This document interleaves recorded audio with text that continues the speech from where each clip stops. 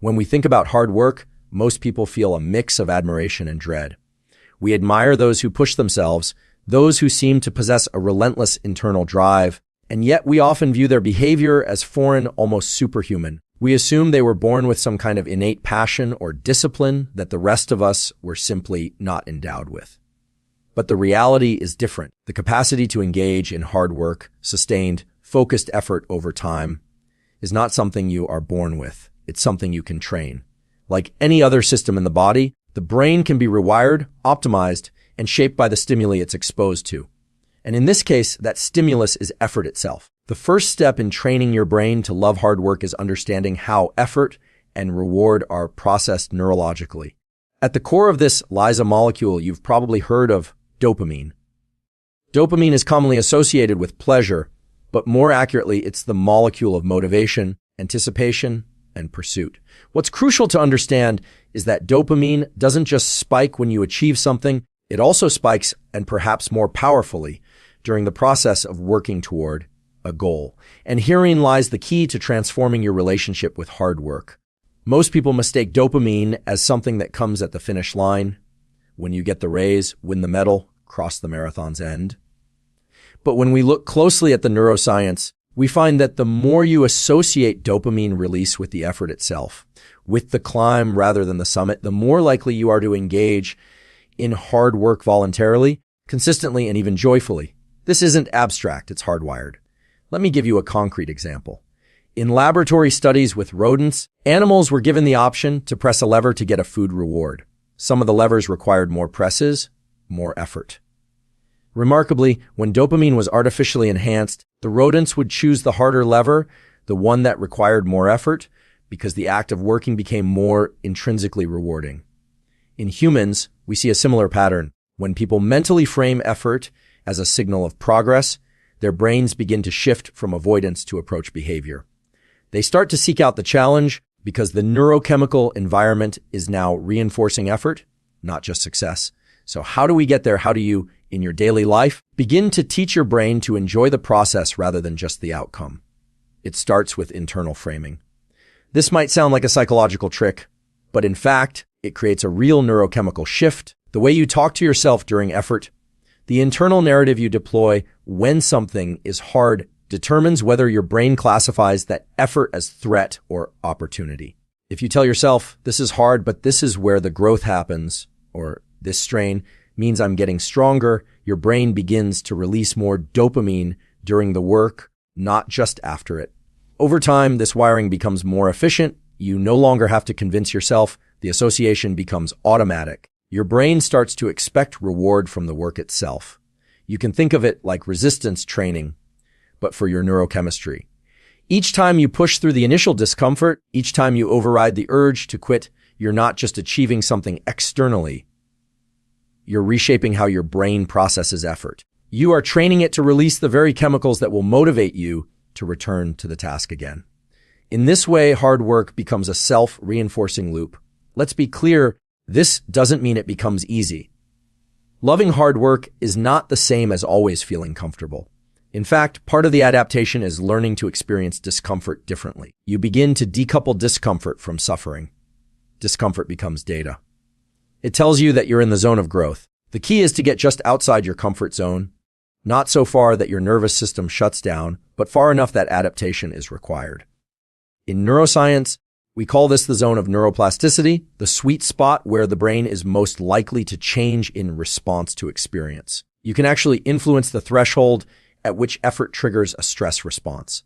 By gradually increasing the intensity or duration of your work sessions while staying mentally engaged and physiologically calm, you teach your system that higher levels of effort are not threatening. This is critical.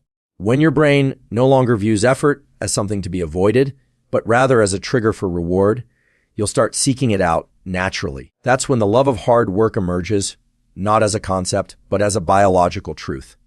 There's another dimension here that's essential: the role of focus. When you train focus, you increase your brain's ability to derive satisfaction from single task attention. And this is deeply connected to hard work. Sustained attention, whether on a book, a spreadsheet, a workout, or a difficult conversation, is not just a mental skill. It's a trainable form of endurance. And like all forms of endurance, it improves with progressive overload. Start with shorter bouts of deep work, remove distractions, and extend those bouts over time. As you do, the prefrontal cortex, the part of your brain responsible for decision-making, planning, and sustained focus, becomes more efficient. And this efficiency, too, is rewarding. You begin to experience more flow, more moments where time disappears, and all that remains is the task. One powerful way to reinforce this is through deliberate recovery.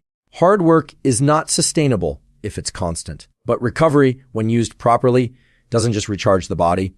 It reinforces the brain's association between effort and pleasure. When you work hard and then recover deeply, whether through sleep, non-sleep deep rest, or mindful breathing, you're creating a binary signal: work equals effort plus restoration. The nervous system learns that stress is not a permanent state, but part of a cycle. This allows you to lean harder into work without fear of burnout. A lot of people wait for motivation before taking action, but that's a misunderstanding of how the system actually works. In truth, action often precedes motivation. The very act of engaging in hard work, even when you don't feel like it, can trigger the dopamine release that leads to motivation. In other words, if you move first, the chemistry will catch up. You prime the pump through behavior. And then with repetition, the behavior itself becomes less aversive and eventually desirable. There's a concept in neuroscience known as reward prediction error. It describes what happens when the brain expects a certain reward and receives more or less than anticipated. If you want to train your brain to love hard work, occasionally reduce the extrinsic rewards associated with it. This may seem counterintuitive, but it's powerful. When you disconnect the task from the external outcome, you allow the internal reward system to dominate. You teach the brain that the process is the prize. And over time, the system stops needing constant validation. It begins to generate its own reinforcement loop. The most elite performers in any domain have mastered this. They've trained themselves to find satisfaction in the act of striving, in the daily repetition, in the pursuit itself. They may still care about the outcome, of course, but the outcome is not what gets them up in the morning. It's the process, the chance to challenge themselves, to improve, to express their potential, that fuels their work. This isn't just motivational fluff, it's deeply biological. The brain is a prediction machine. If it learns that effort reliably produces a chemical payoff, not just through success, but through the effort itself, it will start to crave effort. It will initiate work more readily, it will resist distractions more fiercely, and it will sustain output for longer. Now, this doesn't happen overnight. Neural circuits don't remap themselves after a single experience, but they do respond to repetition, consistency, and emotion. If you can inject meaning into your effort, if you can link the strain to something personally valuable, to your identity, to your mission, then the emotional component amplifies the learning. Your brain encodes not just the behavior, but the value of the behavior.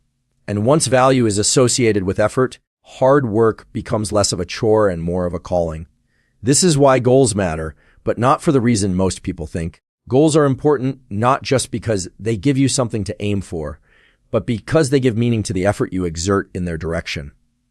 Without that anchor, effort feels random. With it, effort feels like progress. And progress, even when invisible to others, is deeply motivating to the brain. One last piece: social influence. Human brains are wired for social learning. If you surround yourself with people who value effort, who celebrate discipline, who find pride in the process, your own brain begins to mirror that. Mirror neurons encode the behavior and emotional state of those around us. This is not metaphor, it's physiology. Spend time with people who love hard work, and your own affinity for it will grow. Not through willpower, but through biology. So the next time you feel resistance to a task, whether it's a workout, a study session, or a difficult conversation, pause. Recognize that this resistance is not a signal to stop. It's a signal that you're entering the zone where real change happens. Embrace that, lean in. Tell yourself this effort is where the reward lies, and trust that your brain will catch up. Because ultimately loving hard work is not a personality trait.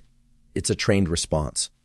It's a biological adaptation to a chosen mindset. And once that adaptation takes hold, there is no limit to how far you can go. Not because it gets easier, but because you get stronger. And because your brain, now aligned with your purpose, has learned to love the climb just as much as the view from the top. As you begin this transformation, One of the most powerful tools at your disposal is deliberate exposure to challenge. This does not mean plunging yourself into chaos, but rather intentionally placing yourself in conditions that require effort just beyond your current capacity. This approach is grounded in the principle of hormesis, a biological phenomenon where low doses of stressors stimulate adaptive improvements. When you deliberately engage with challenging tasks, your nervous system doesn't just cope, it upgrades. It develops greater resilience, sharper focus, and stronger circuits for persistence.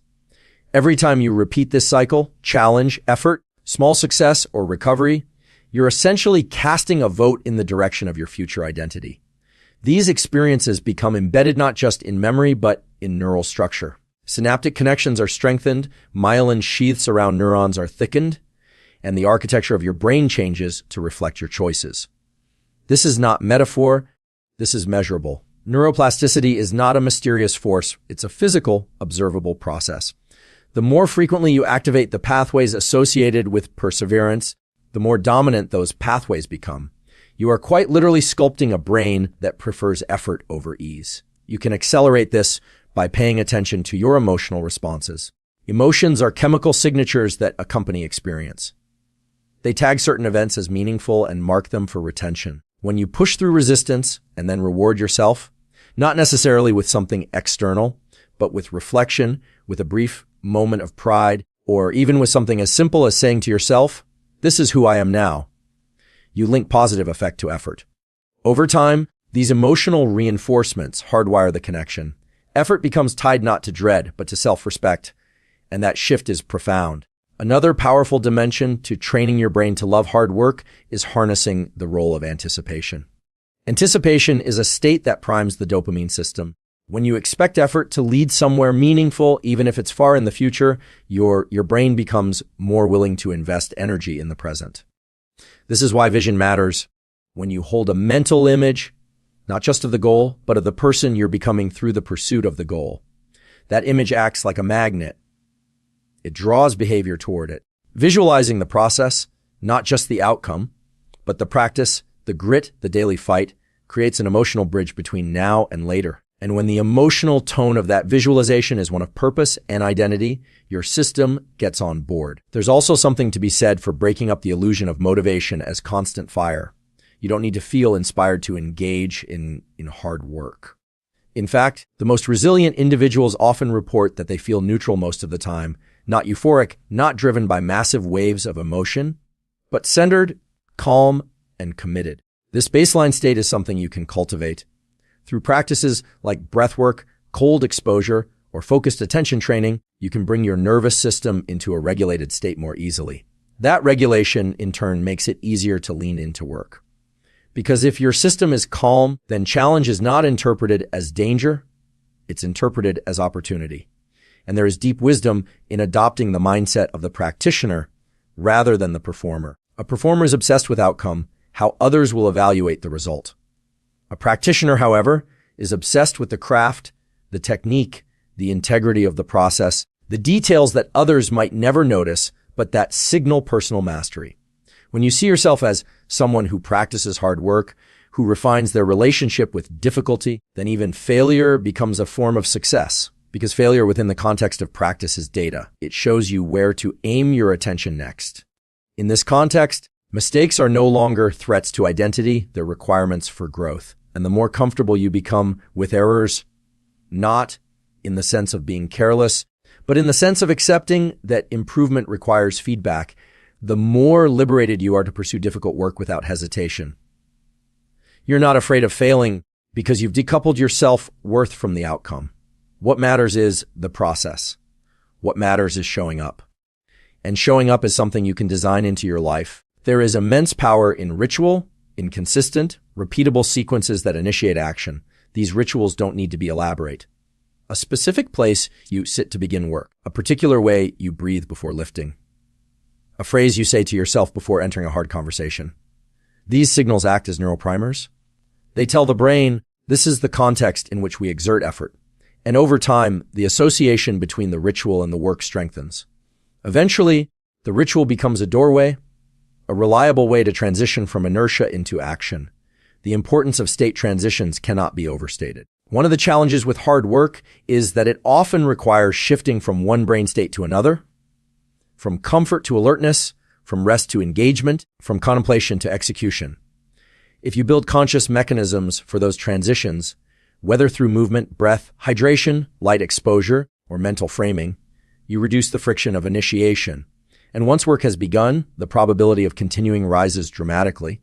Momentum becomes an ally. You can also leverage physiological tools to sharpen your ability to stay in the zone. Visual focus, particularly narrowing your field of vision, is one way to trigger the attentional networks in the brain. When you deliberately focus your eyes on a specific point or area, you activate circuits that suppress background noise and reduce internal distraction. This isn't just helpful, it's transformative. Because so much of what derails hard work is not difficulty, but fragmentation.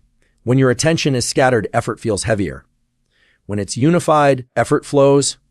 This is why environmental design matters. Create spaces that support focus, that reduce sensory clutter, that signal the brain here, we go deep. The brain responds powerfully to environmental cues. If you associate certain spaces with deep work, your brain will begin to prepare itself automatically when you enter them. Likewise, if you associate your phone or your social media feed with constant novelty and low effort gratification, those associations will undermine your ability to sustain attention elsewhere. You don't need to eliminate these sources of distraction entirely, but you do need to be intentional about when and how you engage with them. Otherwise, the short-term dopamine spikes they provide will outcompete the slower, more meaningful dopamine that comes from sustained effort. You can think of your dopamine system like a budget. There's only so much motivation currency available at a given time. Spend it on cheap thrills, and you'll have less for deep work. Spend it on challenges, and the system adapts. It becomes more efficient. It recalibrates what feels rewarding. And this recalibration is the essence of training your brain to love hard work. You're not just pushing yourself harder. You're changing what hard means. You're changing how it feels.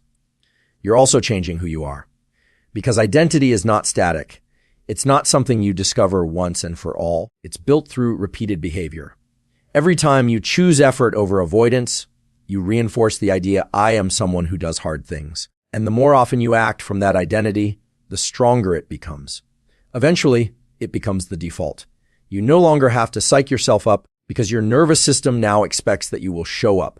This expectation becomes a form of internal accountability. This also helps with a common issue, the plateau. Everyone reaches points in their development where progress slows or seems to stall. What separates those who keep going from those who quit is often not talent, but tolerance. Tolerance for boredom, for repetition, for imperceptible gains. When you train your brain to love hard work, you're building a system that doesn't depend on constant novelty. You're building the ability to fall in love with iteration.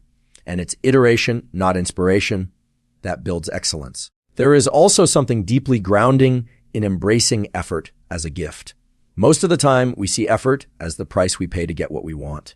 But what if effort is itself the reward? What if the ability to choose struggle, to lean into resistance is a form of freedom? Most of the time, we try to engineer ease. We look for ways to reduce friction, to make everything smoother. But real fulfillment rarely comes from the path of least resistance. It comes from rising to a challenge, from doing what's difficult, from stretching yourself further than you thought possible. And to do that consistently, you need a nervous system that supports it, a brain that doesn't recoil from effort, but craves it. This transformation is available to anyone. It's not reserved for elite athletes, Navy SEALs, or high-level performers. It's available to the student struggling through a dense textbook, to the parent juggling work and care, to the entrepreneur facing rejection after rejection, to anyone who chooses, again and again, to walk toward what's difficult, not because they enjoy pain, but because they recognize what lies on the other side. Not just achievement, but transformation. Not just results, but identity. And there's one more layer, perhaps the deepest one. When you train your brain to love hard work, you are reclaiming agency. You are asserting that your life is not determined by inherited traits or fleeting motivation. You are saying, I am not at the mercy of how I feel in any given moment. I can shape my responses. I can rewire my instincts. I can choose who I become. That is power, not the power to control the world, but the power to control how you meet it. And in that space, the space between resistance and response, You find the kind of freedom that no one can give you and no one can take away. The freedom to strive, the freedom to grow, the freedom to work hard, not because you have to, but because you've learned to love it. The repetition of deliberate effort over time yields something few people understand deeply. Behavioral momentum. Behavioral momentum is a phenomenon where the probability of continuing a behavior increases simply because it has already been initiated and sustained. It is the cognitive and emotional residue of consistent action. When you commit to engaging in hard work daily, regardless of mood, convenience, or external validation, your brain doesn't just remember the work, it encodes the fact that you are the type of person who persists. The repetition becomes proof. This is how people build identities around discipline, and once that identity is internalized, the energy needed to begin and continue effort decreases. You are no longer negotiating with yourself. You are acting in accordance with who you believe you are. This is also why stacking wins matters, even small ones. Each time you follow through on a difficult task, your brain logs that action. Dopamine is released not just for huge accomplishments, but for every action that aligns with your goals and perceived identity. These micro rewards, accumulated over days and weeks, start to carry real neurological weight. Your system becomes more sensitive to the chemical cues that say, this is good, this is growth, this is forward. That accumulation of positive reinforcement around effort allows you to face increasing challenge without as much inner conflict. It's not that the work becomes less physically demanding, it's that it becomes less psychologically exhausting. This capacity to override internal resistance is also directly tied to the function of the anterior mid-cingulate cortex, a brain region heavily involved in persistence, conflict monitoring, and the willingness to continue exerting control in the face of challenge.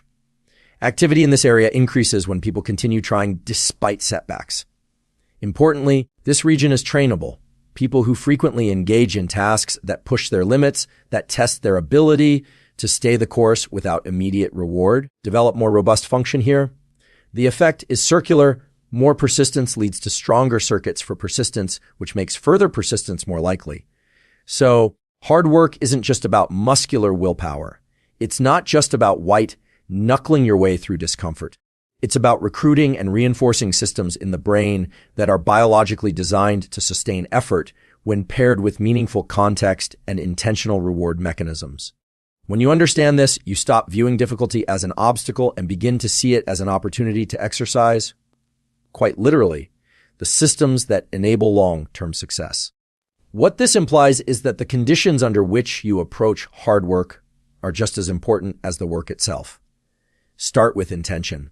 When you know why you're doing something, even if the immediate payoff isn't clear, your brain finds a framework within which to operate. Purpose amplifies persistence. And this doesn't require a grand existential mission, though that can help. It can be as simple as, I do this to prove to myself that I can, or this is how I build mental resilience. Clarity of intention strengthens the association between effort and value, and your dopamine system becomes tuned not to the result, but to the process of integrity. You can also take advantage of behavioral anchoring. This involves linking effort-based behaviors to already established habits or rhythms in your day. For instance, if you already have a morning routine, layer in 10 minutes of focused deep work before checking your phone. If you always eat lunch around the same time, use the half hour before it as a no interruption grind session. By anchoring high effort behaviors to predictable patterns, you reduce the decision fatigue that often derails hard work. Over time, the effort becomes part of the rhythm and the brain comes to expect it. Even more powerful is when you begin to seek out effort. This happens when the sensation of exertion itself becomes pleasurable, not because it's easy, but because your nervous system has learned to interpret that strain as progress. We see this frequently in elite athletes, musicians, scientists, and entrepreneurs. They don't just tolerate the grind, they crave it. Their systems are so well tuned to the rhythm of high output and high focus that ease actually creates discomfort. They feel out of sync when they're not striving. And the good news is this state is replicable. It's not reserved for those at the top of their fields. It's a byproduct of repetition, intensity, and internal reward mechanisms that have been shaped intentionally over time. Another critical but often overlooked factor in learning to love hard work is emotional regulation. The ability to keep your autonomic nervous system in a regulated state while engaging in high-effort tasks is what allows you to stay present and calm under pressure. This doesn't mean being emotionless. It means recognizing emotional arousal for what it is and not letting it hijack your behavior. Techniques like nasal breathing, exhalation-focused breathing, visual anchoring, and somatic scanning can downregulate a stress response in real time. This gives you agency. It lets you re-enter focus without getting swept away by frustration or self-doubt. It's also important to understand that effort fatigue is not just physical or mental. It can be biochemical. Nutrient depletion, poor sleep, excessive blue light exposure, and misaligned circadian rhythms all chip away at your system's ability to engage fully. That's why optimizing your baseline matters. Sleep, sunlight exposure early in the day, hydration, and exercise form the foundation. If your physiology is underpowered, no amount of motivational hype will substitute. Your body and brain need to be resourced properly to support the neurochemical cascades involved in effort and reward. Once that foundation is in place, you can begin to implement what might be the most transformative aspect of training your brain to love hard work: deliberate constraint. Constraint means limiting options. When you eliminate the possibility of escape, when the only path forward is through the work, your system adapts. This doesn't mean punishing yourself or removing all joy. It means removing the mental negotiation. The more choices you have in the moment of potential effort, should I do this now or later? Should I take a break or push through? The more energy you expend managing your own indecision. But when the path is fixed, this is what I do at this time every day, no questions. That energy is conserved for the task, and the brain rewards consistency. Repetition in a constrained context produces adaptation. You become someone who simply works, not through force, but through design. This principle is well demonstrated in environments that demand high output over long durations. Military training, athletic camps, writing residencies, all of them impose constraints, limited time, limited space, clear rules. Why? Because these conditions reduce uncertainty, which reduces distraction, which allows focus to emerge naturally. You can replicate this for yourself. Decide in advance when and where you will work. Remove competing variables. The structure itself becomes a form of freedom to fully engage. Over time, this leads to what researchers call effort-related choice behavior. The tendency to choose high-effort actions over low-effort ones, even when the reward is equal or uncertain. This shift is enormous. When your brain begins to prefer effort, not because it's the fastest path to gratification, but because it is inherently satisfying, you unlock a new level of capacity. Work becomes not something you do to get a break later. Work becomes the center of gravity, the default, the place where you feel most alive. And this is where joy can enter the equation in a new way. There is a type of joy that is only accessible on the other side of challenge. It's not amusement or distraction. It's not the high of external praise. It's a deep cellular level sense of congruence, a feeling that your actions are in alignment with your potential, that you are doing what your nervous system was designed to do. Exert, adapt, evolve. This joy cannot be purchased or faked. It must be earned. And the only currency accepted is effort. So the task ultimately is not to find a shortcut, not to hack your way out of struggle. The task is to learn to value struggle, to welcome it, to recognize it as the raw material of greatness. Because when you rewire your brain to find satisfaction in effort itself, not as a means to an end, but as the end, you create the conditions for limitless growth. And that is not just a psychological achievement. It's a biological revolution. When you begin to experience this internal shift, when your system recognizes exertion not as threat, but as signal, it alters your baseline perception of effort. You no longer view it through the narrow lens of how hard is this, but rather, what is this making me become? This shift in interpretive framework fundamentally alters how the brain processes challenge. The insular cortex, which plays a central role in interoception and how we register discomfort, begins to relay a different kind of message. Instead of amplifying the sensation of strain as a reason to stop, it starts flagging it as a marker of significance. This matters, keep going. This matters, adapt. And that adaptation doesn't just manifest in the body, but in perception. The work itself becomes meaningful because the feedback from your own physiology begins to signal it as such. At this point, hard work becomes something more than just a pathway to a result. It becomes a lived experience of self-alignment. One of the greatest predictors of psychological health is the feeling that your actions are congruent with your values. When you train your brain to pursue effort willingly, to find satisfaction in the process of becoming through doing, you eliminate the dissonance that corrodes internal stability. You are no longer caught between what you wish you were doing and what you're actually doing. You are no longer fantasizing about a version of yourself you hope to someday become. You are being that person in real time through the act of working. This internal coherence generates momentum of a new kind. It's not the frantic sprint of early ambition, but the steady, cumulative force of deeply rooted drive. And from a biological perspective, this makes sense. The prefrontal cortex, responsible for long-term planning, goal maintenance, and inhibitory control, becomes more efficient when aligned with consistent action. Neural circuits strengthen. Decision pathways get pruned and streamlined. You reduce the cost of switching between intent and execution. In essence, your brain gets better at being you, at being the version of you who works hard as a matter of habit, not willpower. There's something else that emerges here, and it's often ignored: emotional buoyancy. Many people associate hard work with grim determination, with stoicism stripped of any sense of joy.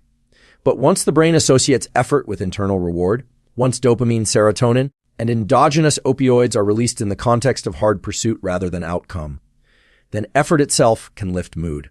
People often chase dopamine through novelty, but novelty is unreliable. Novelty fades. Effort, on the other hand, is renewable. There is always more to give, always more to refine, and thus always more reward to unlock, not through chasing, but through returning consistently to the work.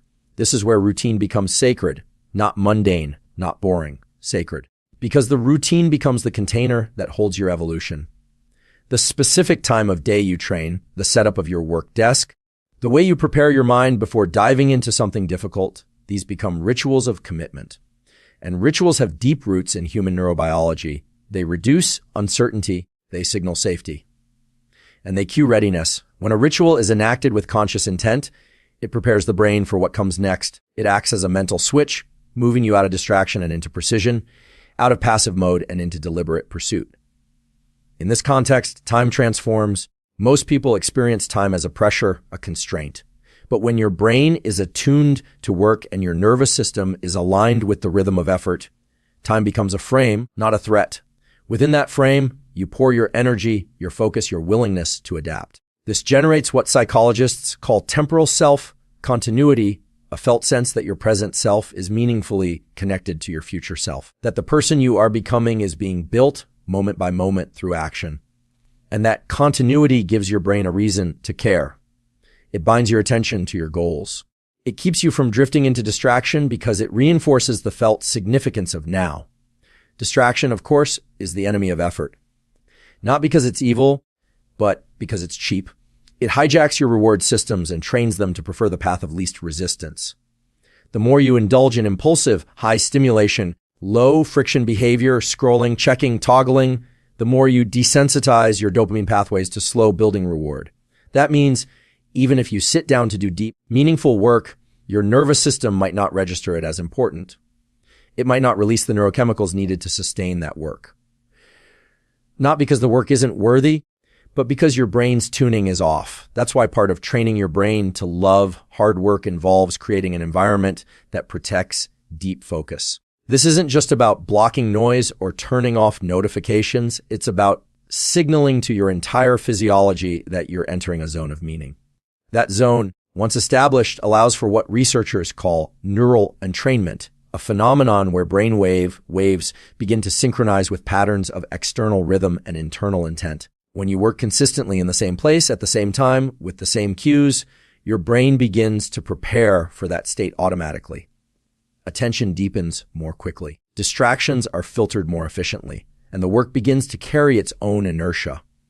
There's another dimension to this: social modeling. We are wired to imitate the emotional tone and behavioral patterns of those we observe frequently. This means your brain is not only shaped by your own behavior, but by the behavior of those around you. If your environment is saturated with people who treat effort as pain, who complain about struggle, who avoid discomfort at all costs, your mirror neurons will internalize that aversion. But if you surround yourself with those who treat effort as currency who value growth over ease, your system learns to do the same. This is not motivational theory. It is evolutionary neurobiology we learn by watching. So be deliberate about what you watch and who you let close.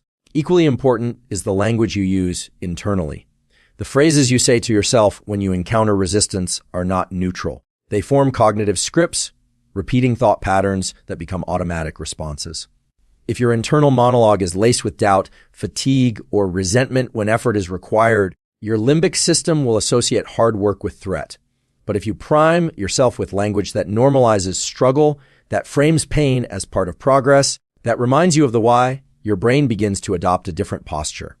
It no longer flinches when effort is demanded. It leans in. And leaning in, when it becomes the norm, builds a profound kind of confidence, not based on talent or achievement, but on reliability. You begin to trust yourself.